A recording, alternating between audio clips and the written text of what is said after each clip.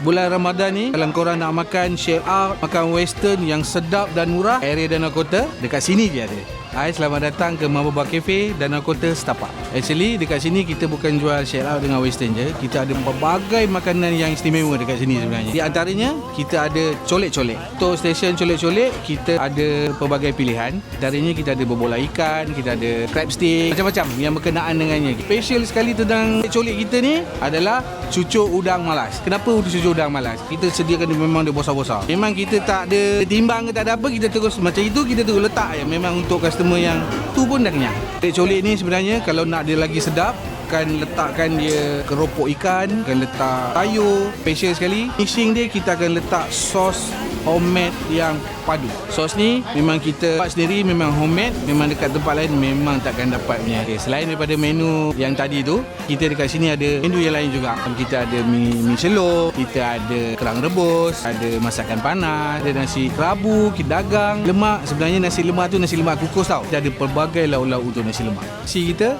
daripada pukul 3 petang sampai pukul 5 pagi. Korang boleh datang berbuka dekat sini, boleh more dekat sini, sahur dekat sini. Mana-mana orang sekitar Danau Kota, Lembah Kelang, Kuala Lumpur tahu nak berbuka, nak more, nak sahur kat mana, korang boleh datang di Mambo Bar Cafe.